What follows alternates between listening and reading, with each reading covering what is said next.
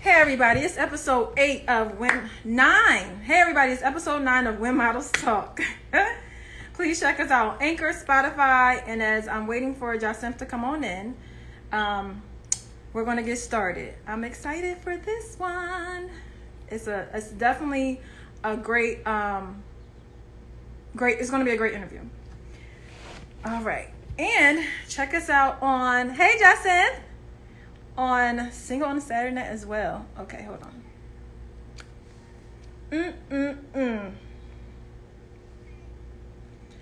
It's hot in my place. Jesus. Oh, did I add you in? No. Sorry. I'm thinking I'm adding you in. Hold on. Okay, there we go. Lord, it's gonna be all right. It's a good day. Hi. UCUY Vestgio. Hey, lady. No. Oh, look, right? It's not my fault. It's not my fault.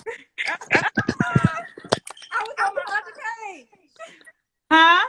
I was on my other page and didn't even notice.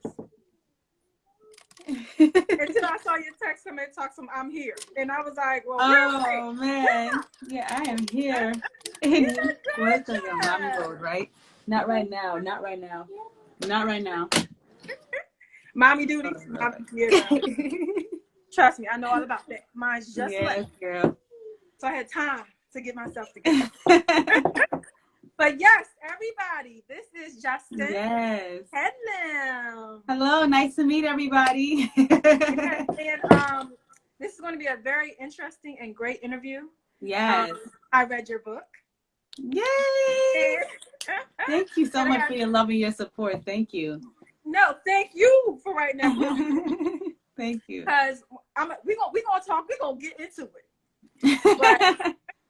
But before I get started, I want to definitely introduce you correctly to everybody so everybody knows exactly who you are. Yeah. Okay, so Jacinth Headlam is a mother, an actress, a QVC model, a motivational speaker, producer, and author of The Love After. She has a master's degree in professional counseling, as well as a bachelor's in business management. Mm-hmm. She also has won multiple awards, not one, not two, but multiple awards, and has been in numerous films, commercial, TV, and web series. So everybody welcome Jacinth Headlam. Hey. Let me wave back. I'm happy to be here. I'm happy to be here. How you feeling? I'm feeling good. I'm feeling really, really good. That's good. Cause like I said, I read your book, and it definitely was an eye opener for me. It was very helpful, and wow. I'm gonna get into that. I'm ready. It really did help, but I want to start off because I want to make sure. Well, we're gonna do a little quick icebreaker, just a little quick one. Okay. And it's by Derek Jackson. He has a game called Mentally Stimulate. Oh, I love him. He's the bomb.com. Yes, girl. Yeah. I started watching him from my sister. I saw him on like Instagram. She was like, check him out. And me, I love to talk about relationships anyway. Mm-hmm. So I'm like, yeah. And then I wound up getting all the cards to his game. Oh, I have like four of them. I had the whole collection. Yeah, he's dope. Yes, he is. He's dope. So I'm gonna do the one with you that says God don't like ugly. Mm-hmm. Okay, so the first question is, and if anybody wants to answer, they are more than welcome to. All right. You tell your partner about a private issue you've been dealing with emotionally at church. He goes up front and announces what you told them as they asked for prayer from the church. Does this bother you? Give me one moment. I think I have one second. One moment. No problem.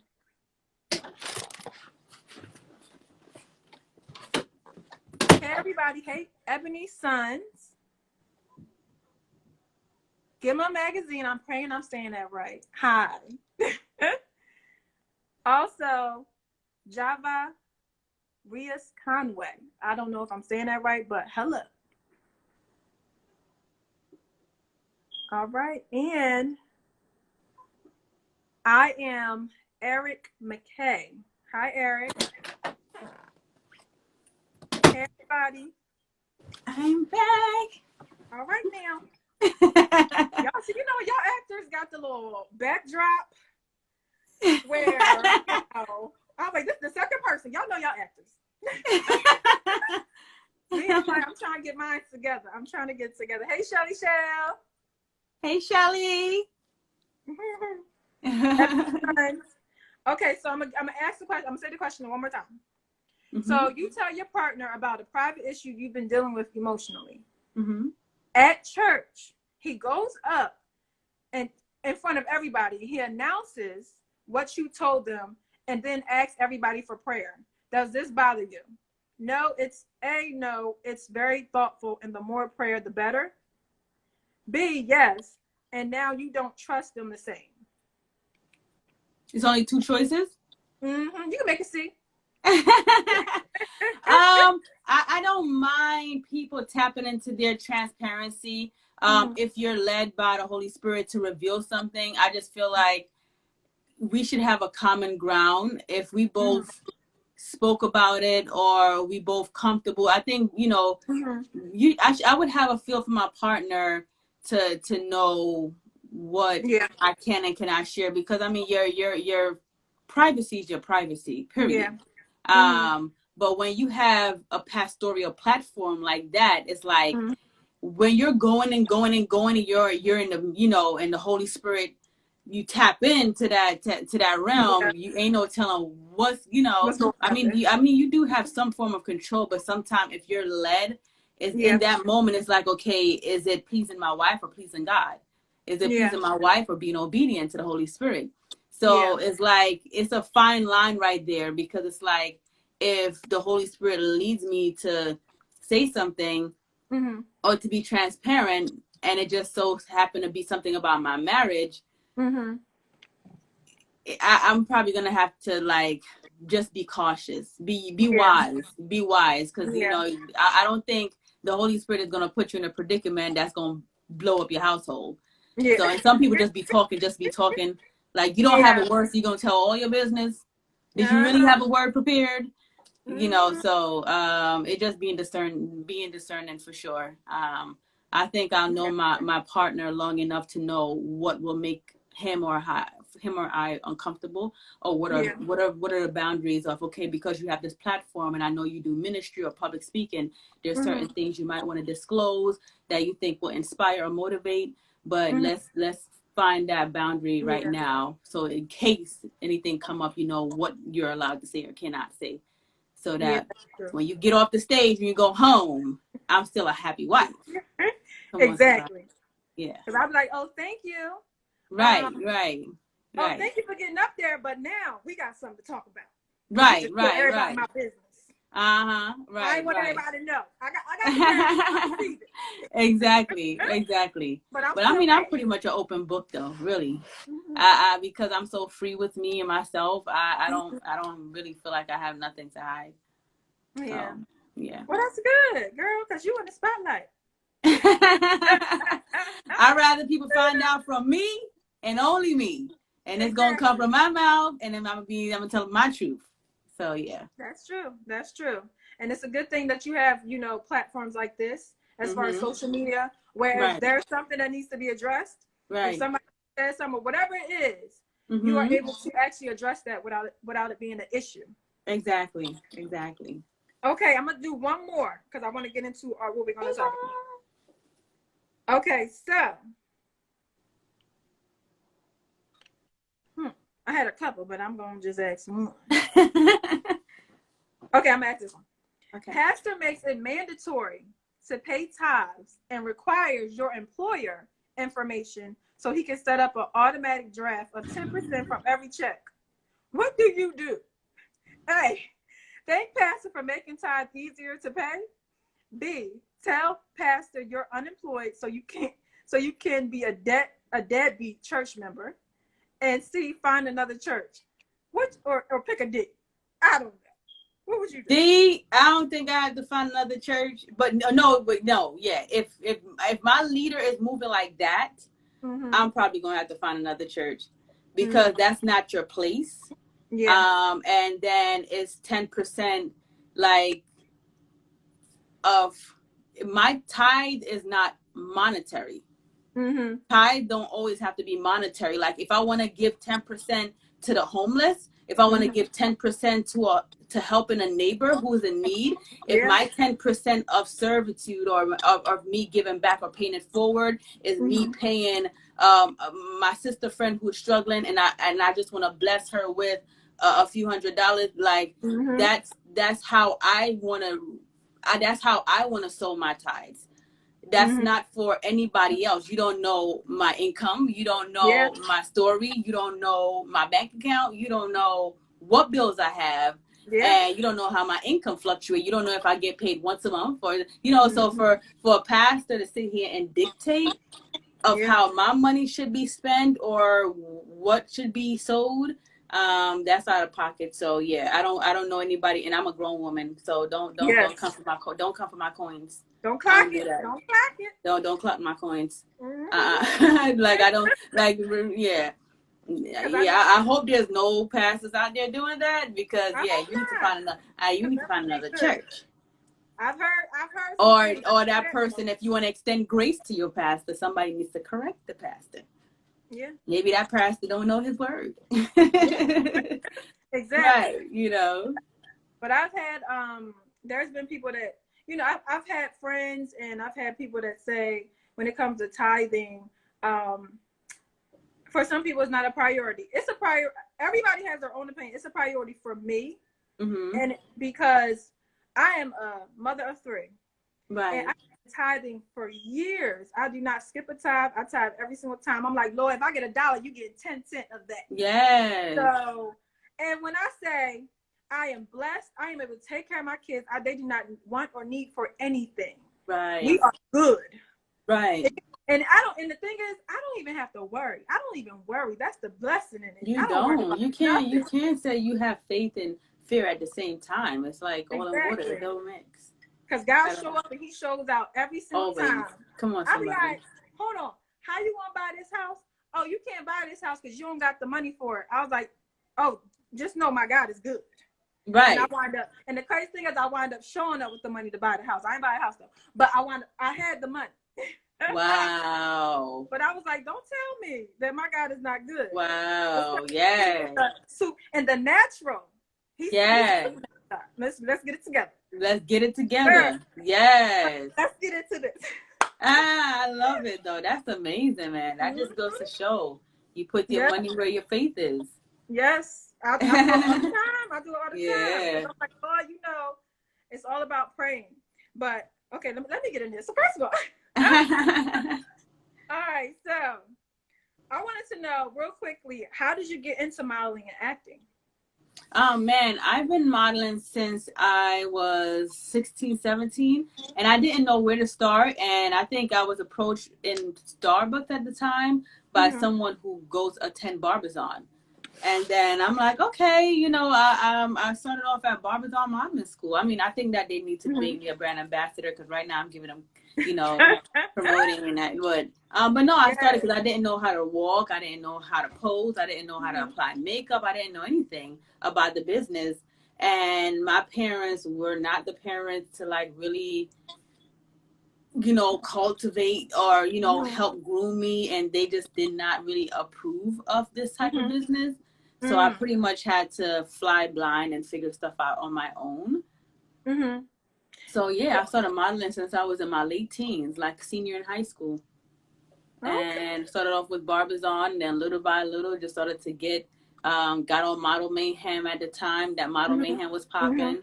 And then started working with different photographers, started to learn how to pose and casting here and there and go-sees and all that kind of stuff. So, Designer Vaughn. Hi, Vaughn Alexandria. Hopefully I get to wear one of your garments, Vaughn. But yeah, and that's how it started. And then once I started college, modeling kind of slowed down. I started to think of let me work on my plan B just in case, which I don't really approve of, but that's just the mentality I had back then. Like, so I've math, you know, I had my degree in business management, and after college, I was doing the finance world, the corporate world, and I still wasn't satisfied. I still felt like, I just feel like I need to be tapping into my creative energies. I love the entertainment industry. I love being an artist. I love modeling. I love acting. And I just woke up one day and was just like, I'm going to go and follow my dreams full time. And that's when I started to research more about acting, how to start acting, taking classes. I started to do some like drama ministry in my church, and just really started to seek out, you know, the better headshots and taking classes here and there, learning the techniques, how to audition, cold reads, all that kind of stuff. So, and just baby steps. You know, you start off with a lot of student films, a lot of indie that don't pay. And you just make baby steps, and then you build your reel, and then you could go on to bigger and better things, seek representations, get agents, and then your agents are the one that get the legit breakdowns. Like, you know, and that's, you start going on go sees and castings, and you start working. Now, do you start working right away? You might not work all the time. You might hear a lot more no's than yes. You will hear of a heck of a lot no's than yes. But if you are built for this and this is something you really want to do, then you'll grow the muscle. You'll stand. But if it's not for you and you just caught up in the exterior factor of how everything looks with the red carpet and I want to be on TV, and then you'll find that you might not make it that far in this business, because it's so much more than that. It's definitely hard work, but it pays off. Absolutely. Yes, because I'm like, I want to definitely see. Look, but y'all, she just broke down exactly how you get started. The process. Like everything, literally. I mean, because it's YouTube. Like we live in, like, I wish I was growing up like in this, like the 2000s. Like, you got YouTube University, you got Google. Like, you guys are lit. When I was starting out, it was a lot of word of mouth, and it wasn't as resourceful as it is now. Internet wasn't like as booming as it is now, but you got so much resources on YouTube. How to start this, how to start that. Watch a whole bunch of videos. They're all saying the same thing in this area, so this might be true. And just, I kid you not, that is the best school I've ever been to, which is free. It's YouTube. You know, anything, kid you not, anything that I want to learn or do, the first place I'm going is YouTube University. I agree. Anything I want to do, whether it's investment, whether it's how to do that, how to start that, how to cook a meal, how to do a business, whatever it is, it's on YouTube. How to start a business in your state, how to trademark, whatever it is you want to do, YouTube. Yep. And that, girl, that's where I go. I go and get all my stuff from there. Don't be out here spending all your good earned money. And the good thing is, the good thing about it is, even with YouTube, if you know something yourself, you have an opportunity to share with others as well. To say, okay, this is how you can do it too, because I've done it this way. And that's what everybody's doing. Right, paying it forward, And that, just creating content and sharing the same information, but they sharing. Yeah, exactly. See, she just broke it down for y'all. I ain't got to ask more questions about that. Okay, so we know that you got modeling early, but what was the thought process? Why did you even think about getting into modeling? Like, what was because I was always so tall and long and lanky, and I'm like, I need to do something that's gonna put my height and my skintiness to use. And I thought, modeling. But I was always kind of shy, because growing up I was a tomboy. So I'm like wearing heels and all this kind of stuff. I'm like, But definitely once I started like the modeling school, it kind of helped to groom me and made me a little bit more feminine. And I started to learn how to walk in heels, because I was a Timberland and Jordan type of girl in high school. I got my Uptowns, my Tims, I got my Jordans. That's me right there. I didn't start wearing heels until I was like a senior in high school. Oh, wow. And that was hard. But just, I wanted to learn how to catwalk. I wanted to be comfortable in stilettos. And then I just didn't like heels because it always made me so much more taller than everybody. But I think when I was tapped into the modeling world, I started to embrace my my height and my physique, because I'm like, oh, being tall is good in this industry. It's celebrated. Great. It's not that you get hit with, in high school you get hit with, come join this team. You tall. You can play volleyball, you can play basketball, you can run track, you can do this, you can do that. Right, and right. Like, okay, I'm going to try some of it, but not all of it. Right. But when it pertains to modeling, it's like, that's beauty. They see it as something that's what they want. So it's definitely something that when you're a person that's tall and you constantly saying, you're so tall, and then most of the guys are really short. So you're just looking like, okay, I can't wear my heels around you because I'm too tall. But I'm just learning when it pertains to modeling, they find it to be the most attractive for you to be like a Amazon princess. Yes. With the heels. Now we know that. Now we know that. But when you're younger, you're still trying to figure out. You're still trying to find your swag. You're still trying to find your confidence. Yes, girl. You're still trying to figure out your. You're trying to figure out you. Right. Exactly. It's a process, because I was the same way. I was a tomboy. I didn't wear heels. Nobody was wearing no heels. I rather sports. Like, I was definitely way more athletic growing up. Like track, basketball, like that. I like stuff like that. Yeah. I didn't know how to play basketball. I wanted to learn, but I never did. Right. Girl. So let's talk about your journey. Because I know this process, where you are now, was not an overnight success. It took time. So let's talk about that, from how you started to where you are now. And when I say, as I was saying earlier, is go ahead. You were saying something. And when I say where you are now, I mean, tell us about the process, pain to purpose. Okay, so you're not talking about modeling anymore. You're talking about like the book Love After and all of that. Not just Love After, like, well, you wrote that in between. So that whole process, from the time you everything you put in the book, right? That whole process, being married, and to now where you are, from pain to purpose. I mean, my whole I always say I really didn't have my 20s, because my whole 20s I was pretty much everybody in their 20s dating, having fun, doing the whole college thing. For me, I was finishing up college, but I started life early. I was a mom and I was a wife my whole 20s. So when your whole 20s, that's all I knew. And then when I hit my 30s, and all of that was just like my world was just changed. Like, going through a divorce, and now I see my kids every week, because now I have to split custody 50-50. So I'm seeing my kids every other week. That was tough because at the time my kids were younger. So I think for me, that was my breaking point. Like, I was trying to be strong. I was trying to keep it together. I'm like, okay, I'm a thug.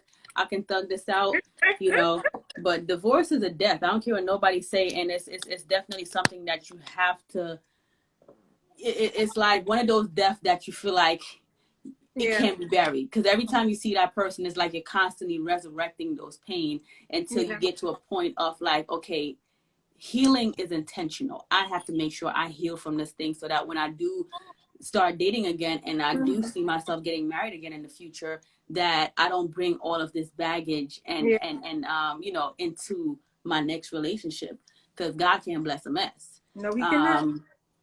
And I don't think it's fair for somebody else to pay the time for somebody else's crime. So I went through that divorce process and just had to start life all over and just had to find a new rhythm. But I definitely, looking back, I would say it was necessary, because I still didn't know who I was. That's why I don't recommend any young adults to get married. To each his own. That's just there are couples who've been high school sweethearts and are still together. But how often do you see that? I do feel like you are it's more successful when you kind of know who you are and kind of spreading your wings and you experience in life. And then once you know yourself and where you're heading, or at least know yourself, and you're whole, and you know, then you can kind of, it's easier to share life with someone else. But when you're in your early 20s, late teens, you don't know who you are. You don't know nothing about life. You don't even know a jack diddly squat about love. So you're still trying to figure out yourself, and then you're still trying to figure out somebody else. That just doesn't make any sense. So you have two babies wet behind the ears, still on breast milk, trying to walk and crawl. The blind lead the blind. Blind leading the blind. There you go. So I would say just going through all of that, went through the healing. And when I started to look at it from that lens, you got two young people, the blind leading the blind. I'm not even going to really hold this against him. It's not my battle to fight. It is what it is that happened. I learned from it. I forgave him. Of course, it wasn't that easy because it was a lot of growing pain. I definitely had to heal from that. But now we are great friends. We are a great co-parent, great team for our kids. That's good. That's yeah, really good. Absolutely. I mean, it's a blessing because I know a lot of people who are co-parenting and they just can't co-parent. So it's definitely a blessing for sure. Definitely. Yeah, it's crazy how much I can relate to you. When I read your story, I was like, is she talking about me? Is this but this my story? Everything wasn't the same. Right. Just that whole process, because I was in a relationship. I think you said in the book you said you were in a relationship for 10 years. Yeah.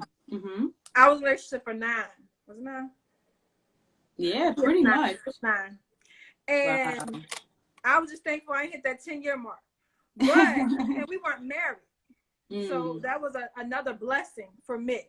Right. But again, the blind leading the blind, it was like we're young. I feel like I even tell my kids now, it's like, please wait until get to know somebody. You can be friends with somebody for years before you take it to another level of let's get married.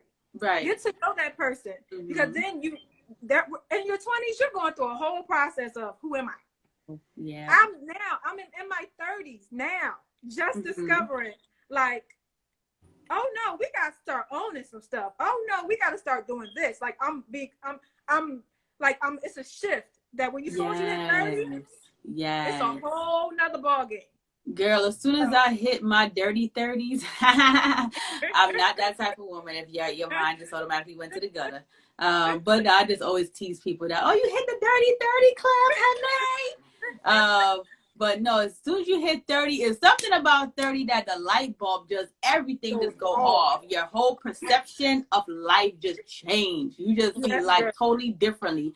Life just starts making sense. A lot of things that your mama and your daddy and your aunties and everybody told you growing up that you were so rebellious and defensive about, everything makes sense. A lot of things that you blamed your parents and family for and held against them now makes sense. Now you can look at it from their perspective. Oh man, I now feel sorry for them because they couldn't treat me how I wanted to be treated or love me how I wanted to be loved because they didn't have that growing up. So I can't even hold it against them. So it's a lot of stuff that I really had to heal from.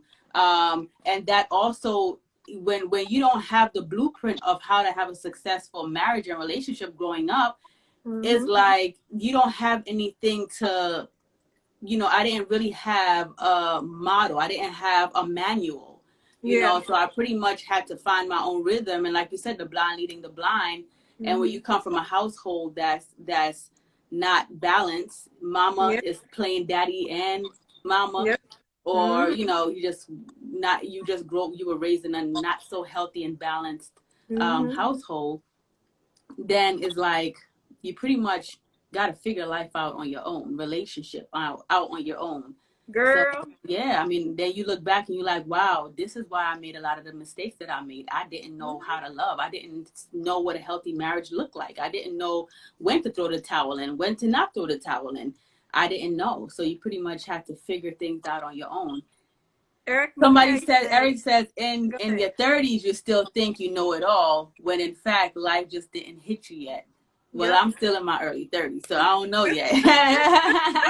And right now, life feels like it's starting to make sense. Exactly. Probably when I'm in my, Right. when I hit 40s, God spare my life, then people, it's levels to this, because I have Yeah. so many girlfriends who are in their 40s, and it's like, girl, when you hit your 40s, life is totally different. You think you know a lot in your Jesus. 30s, in your 40s is just a whole nother ball game. I forgot but yeah. So I'm looking forward to my 40s for sure. I Right. think 40s is where it should be sweet sailing by 40s, I didn't even think about my 40s yet. I ain't even there yet. Yeah, I'm nowhere close to my 40s, but yeah, I've heard some great things about the 40s. I don't get a lot of people talking about it. Here and there, because some people hit midlife crisis, and if they didn't Uh-huh. get stuff that they wanted to get done, they go through this whole depression phase, or having to find their new identity and purpose. So it's give and take. But I But don't even because hear. I figure stuff out now, I think in Mhm. my 40s I'll be kind of smooth sailing. Like now, I'm starting. I'm on the trail. I'm Mhm. pedaling right now. I'm starting. I'm doing the work, and I'm doing the Yeah. foundation in my 30s. And by my 40s, I think I will be great. I think I will be Yes. great. I'm manifesting that. Nothing but greatness. I know that's right. Look, I haven't heard too much about hitting 40s yet, but I know about men hitting. I don't really hear about too many women hitting a midlife crisis, but definitely men. I hear more about them hitting a midlife crisis. Eric says most of these talks are total foolishness. You guys make so much sense. Yes, 40s, you should really be living real grown folk stuff. I know that's right, Eric. Yeah, I think in your 40s, unfortunately, some people still figuring out life in their 40s. They Mm-hmm. haven't really, I guess people say woke. They Yeah. haven't been awakened, but or they haven't tapped into that maturity or their Yeah. purpose, I would say. And it makes life is totally different when you know who you are and why you are here. What is it that you're living and breathing for? What is your why? And when Yeah. you have that figured out, everything becomes like kind of greenlit from there. Yeah. You're no longer flying blind. You kind of Mm-hmm. have, you Like a have a plan, vision. focus. Yeah, you have a vision. You tunnel vision. Like you kind of know, Mm-hmm. okay, I know where I'm going. I'm not flying blind. I'm not like wavering all over the Mm-hmm. place. I can stand firm on God's promises and the Yeah. vision that He gave me.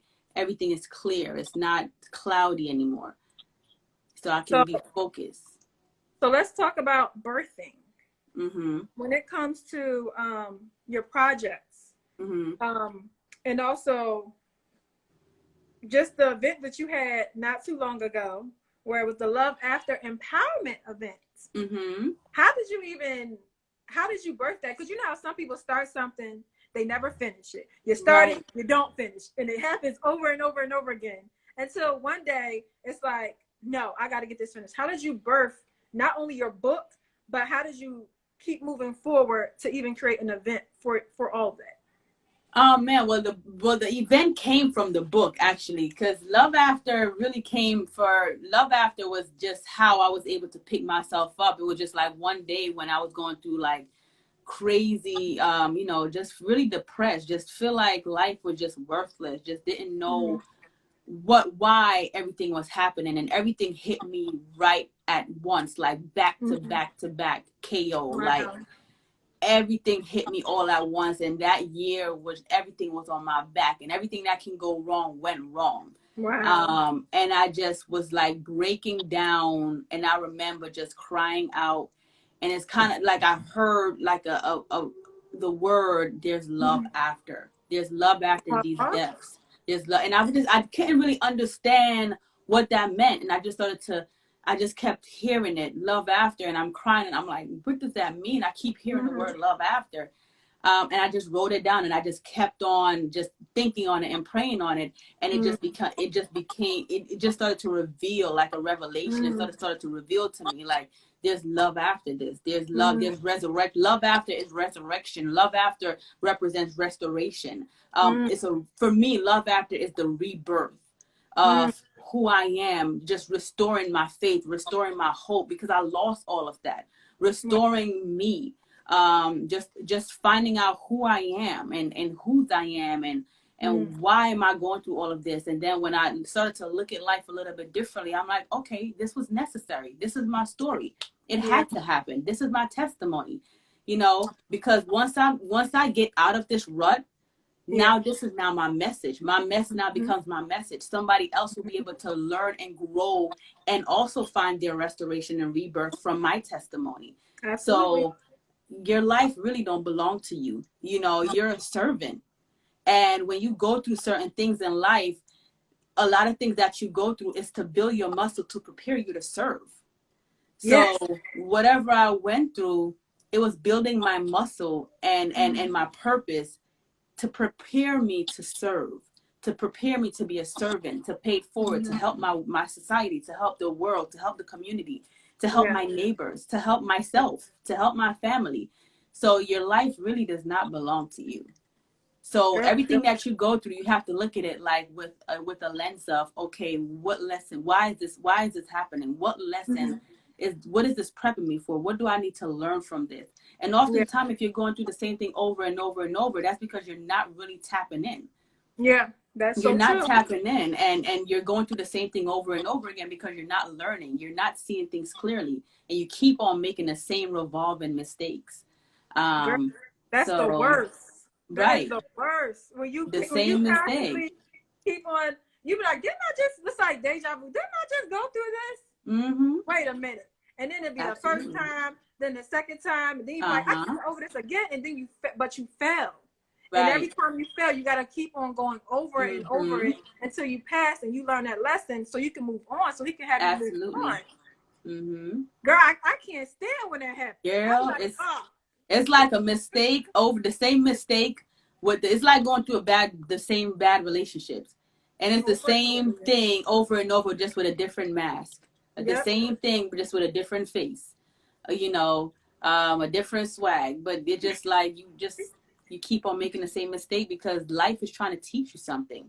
There's something that you didn't learn from this as to why you need to redo it, reset. So I started to journal with Love After. And then the journal just became, I just started to journal, and that's how I started to go through my healing process. And I just started to I started my journal. When I looked at my journal, that's why my first chapter was why me, so my journal started with why me. Then it was, it was necessary. Wow, this is a death that I have to resurrect from. This is a death that I have to die from and rebirth from. Okay, it had to happen. There's purpose behind that. What is my purpose? So my book kind of goes in the order of my healing. And then once I started to talk to people and different people, I just kept on hearing John, you should write a book. You're so inspirational, and I think your story is people will look at you and people will not even know that you're going through half of the stuff that you're going through because you carry it so well and you just smile. And I'm like, I don't let nobody see me sweat. I pray about it, and once I give it to God and I let it go, I surrender it. I'm not gonna carry it. I'm not gonna have a woe is me spirit. I'm a warrior. I'm gonna keep going. I'm not saying warriors don't fight, because oftentimes it's those strong friends that behind closed door are breaking down. I always tell people, check on your strong friend, the ones that's always a go-getter, the ones that always, the leader, the alphas, and making sure everything is boom, boom, boom. The one that's always making sure everybody is around them is good. Their family are good, their friends are good, business are good. People are just natural go-getters. Sometimes those people get tired too, and they don't really have time to grieve. They don't really have time to sit down and take a breather because they're making sure everybody around them and all the situations around them are good. And that was me. And, I'm always jolly. I'm always happy. So when I was hurting, nobody wouldn't know because I just knew how to mask it with a smile. To the point where I'm like, okay, you know what? I have to take this time to heal. I have to know that masking is not good. I'm not okay. And I just have to own it and know that I'm not doing well. I'm going through a lot. I'm going through a whole lot, and I'm not okay. And the biggest thing you said was acknowledging the fact that you are not okay. Right. A lot of people, like especially as women, especially as Mm-hmm. Black women, we have a tendency to be like, no, I'm strong. Nobody's going to see me sweat. Nobody's going to see me. No, Mm-hmm. you will never see me cry. Right, right, right. But we have to learn that sometimes we gotta put that all down and say, you know what? When we say, because we're so quick to say, when somebody say, how are you doing? You're like, I'm good, I'm happy, I'm this, I'm that. If you really say how you felt, that would be a Yeah. whole nother story. Right, right. Like, That's I'm what I not mean. I okay. always ask, I try, I mean, if I don't really know someone like that, then I'll just say, hey, how you doing? But I always try to ask people that are close to me, and a lot of my friends and family can say this, how are you? Is your heart, no, is your heart and mind clear? And when I ask people that, they be like, wait, what? My heart and mind? That, No. oh, is your Is your heart and heart and mind mind clear? clear? Are you at peace? Write that down. Yeah, are you at peace? And then it really it really make people think, because I think when you say, hey, how are you? I'm good. It's so robotic. It's Yeah, just like yeah, my body my mouth just automatically forms the word without yeah. me even thinking, It's because that's effortless. just what comes natural. Hey Mm-hmm. girl, how you doing? Good. Hey girl, you all right? I'm good. You know what I'm saying? Like, I could have just been bawling my eyeballs out. I'm good. But Uh-huh. I try to really, like, I'm intentional about when I ask somebody, how are you? Yeah, I'm intentional. No. Like, how are you for real? How's your yeah, heart? How's your mind? yeah, Are you at peace? Okay. All right. So I think that's better. When I ask that, I feel like it takes people a while to really think, like, you know yeah, what? I'm glad you asked that. yeah, I cannot, my mind can be a little bit more clear. It's a little cloudy, but my heart, yeah. I'm good. I'm at peace. Yeah. So, Yeah. question: how is it? What's the importance of having a strong support system in your field of what you do?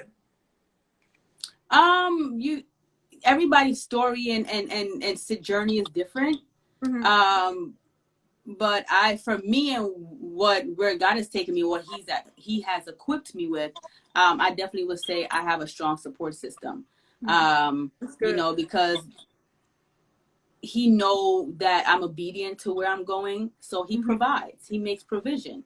I'm Mm-hmm. not leaning towards my own understanding. I'm making sure that I'm being led and that I'm in Yeah. alignment. So He makes provision. So if you know this is what you want to do, or whatever Mm-hmm. it is that you want to do, and you know that you're in alignment and this is what you're supposed to be doing, then you don't have to worry about nothing. Everything will fall into place. Provisions is already made. Resources already there. You just Yeah. have to play catch up. So thank God that I have a strong support system in terms of, Mm-hmm. like, my mom, my dad, my siblings, my Yeah. kid's father, like everything. I would say my support system is really good. Thank God. That's good But yeah, because I would just say if someone are not, if there are people who are not surrounded by family members or loved ones, um, it's okay to ask for help. yeah, Try to build a tribe around you, and yeah, ask, just pray about it too. yeah, I'm looking absolutely. for a tribe, send me the right people. You never know, there might be people on your job that starts to come up to you and want to know more about you and what you're doing and how's your life. If you Mm-hmm. go to a local church, it's okay to ask for help. There Yeah. might be teenagers in there that will babysit for you for little to nothing, or Mm-hmm. just asking. It's okay to ask for help, because there's a lot of single mom who don't have people around them for help Yeah, and that's true. probably don't have the money like that. But it's okay to ask. And I know a lot of mothers who don't like to ask, or who are uncomfortable asking for help. Yeah, yeah. I'm not. uh-uh.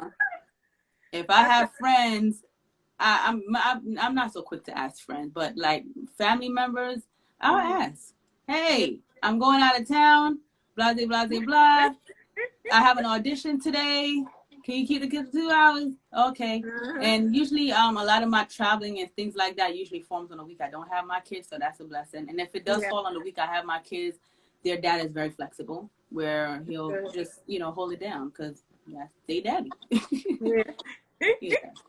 Well, that's good because I know it's very important, especially in entertainment, to Mm-hmm. have a strong support system.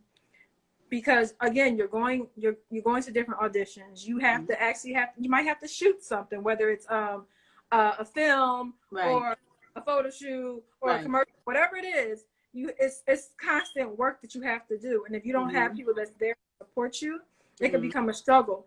And it's good when somebody has family that they can actually turn to and say, "Can you just help me out for these couple hours?" Don't take advantage. Don't take advantage. Don't take advantage of the situation. Right. You want to toss them 2 hours and it's a day later, but without calling. But sure.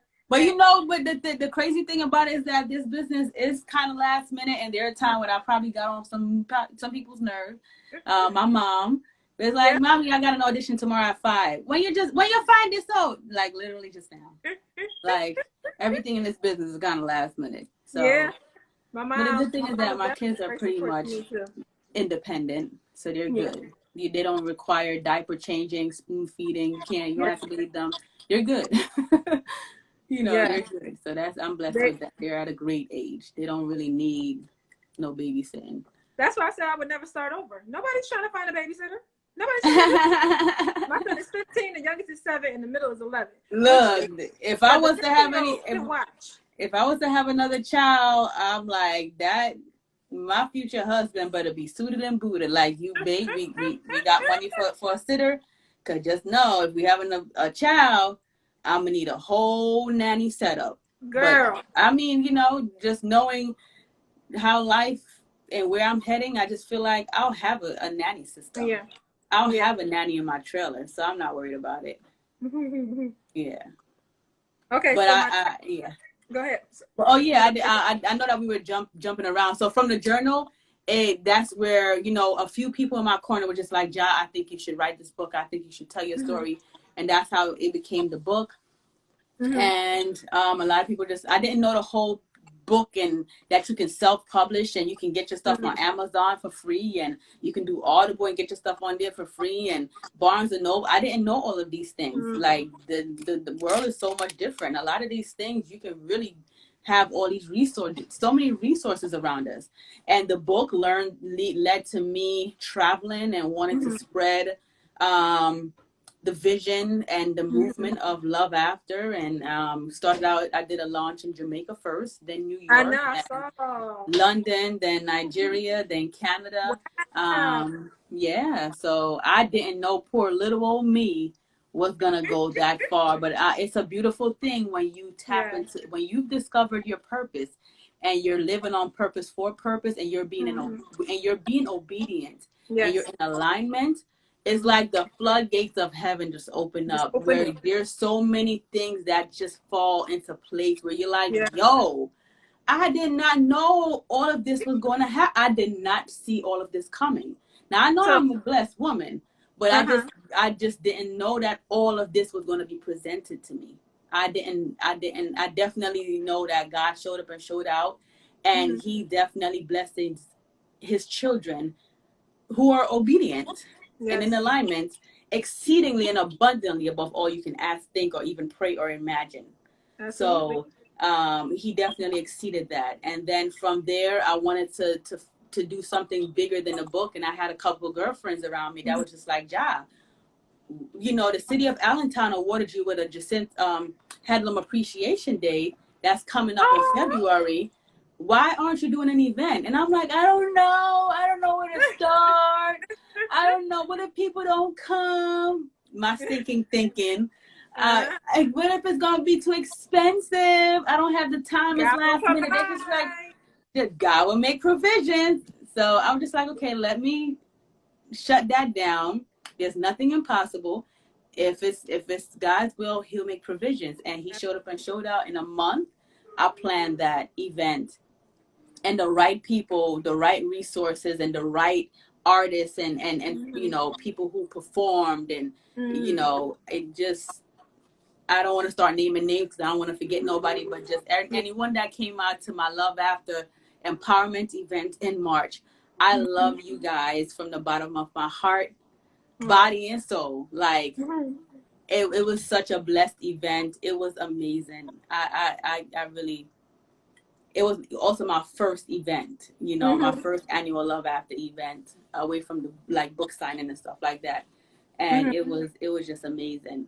So I was just answering your question of where all of The this purpose started. process. Yeah, the process from the first question, because I know we were jumping around a lot. So that's how it started, you guys, from me losing everything and going through a lot and depressing and just didn't know what was going on with my life, to journal, to the book, to the Love After event. And now I'm just riding this wave, and I'm, want to go into TV show development and things of that sort. So yeah. So after you wrote the book, how did your kid's father, what did he think? What was his thought process? Oh, she went there. I want to know. Of course, at first he was a little in his feeling.